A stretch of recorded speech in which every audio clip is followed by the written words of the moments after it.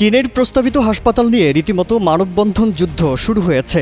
এই হাসপাতাল নিয়ে কাড়াকাড়ি করছে বিভিন্ন জেলার মানুষ। তাহলে কোথায় হবে চীনের এই হাসপাতাল? বাংলাদেশে 3টি হাসপাতাল নির্মাণ হবে চীনের বিনিয়োগে, যার মধ্যে একটি আবার 1000 শয্যা বিশিষ্ট। তাই তো বিভিন্ন জেলায় কর্মসূচির মাধ্যমে চীনের প্রস্তাবিত হাসপাতালের দাবি করছেন বাসিন্দারা। এ নিয়ে দেশের 3টি জেলায় মানববন্ধন কর্মসূচি পালন করা হয়েছে। জাতীয় প্রেস ক্লাবের সামনে মানববন্ধন কর্মসূচি পালন করেছে পঞ্চগড় জেলার বাসিন্দারা। পঞ্চগড় জেলা সমিতির আয়োজনে গেল শুক্রবার জাতীয় প্রেস ক্লাবের সামনে মানববন্ধন কর্মসূচি অনুষ্ঠিত হয়। তাদের দাবি চীনের দেয়া 1000 শয্যার মেডিকেল কলেজ ও হাসপাতাল পঞ্চগড়ে স্থাপন করা হোক। দাবি মানা না হলে বড় আন্দোলনের হুঁশিয়ারিও দিয়েছেন বক্তারা। এদিকে চীনের অর্থায়নে প্রস্তাবিত মেডিকেল কলেজ ও হাসপাতাল ফেনীতে স্থাপনের দাবিতে মানববন্ধন করেছেন ফেনীবাসী। শনিবার ফেনী শহরের কেন্দ্রীয় শহীদ মিনারের সামনে আমরা ফেনীর সচেতন নাগরিক সমাজের ব্যানারে এই মানববন্ধন করা হয়। ঘণ্টাব্যাপী কর্মসূচিতে জেলার বিভিন্ন রাজনৈতিক, সামাজিক, স্বেচ্ছাসেবী, ব্যবসায়ী নেতৃবৃন্দ উপস্থিত ছিলেন।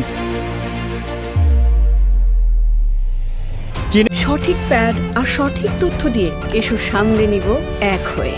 Mona Lisa sanitary napkin. এর প্রস্তাবিত 1000 শয্যা হাসপাতাল নিয়ে থেমে নেই মানববন্ধন কর্মসূচি যুদ্ধ। এদিকে হাসপাতালটি গাইবান্ধায় স্থাপনের দাবিতে সংহতি সমাবেশ করেছে জেলার বাসিন্দারা। সমাবেশে অসংখ্য মানুষের উপস্থিতিতে দাবি ছিল হাসপাতাল যেন গাইবান্ধায় স্থাপিত হয়। গাইবান্ধা জেলা বিএনপির সভাপতি ডাক্তার মইনুল হাসান সাদিক জানান, সংহতি প্রকাশ নয়, এটি আমাদের দাবি জানানোর স্থান। গাইবান্ধাবাসীর পক্ষ থেকে এবং গাইবান্ধা জেলা বিএনপির পক্ষ থেকে এই 1000 শয্যার হাসপাতালটি আমরা গাইবান্ধায় চাই।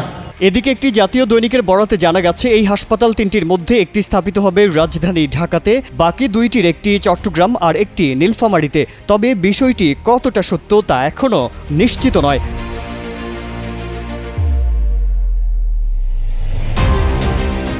এছাড়া যেসব জেলায় রোগীদের চিকিৎসা সেবা পেতে বেগ পেতে হচ্ছে তারাই মানববন্ধনে অংশ নিচ্ছেন। পঞ্চগড়, গাইবান্ধা ও ফেনী এই 3টি জেলার ক্ষেত্রে দূরত্বের বিষয়টি সামনে এসেছে।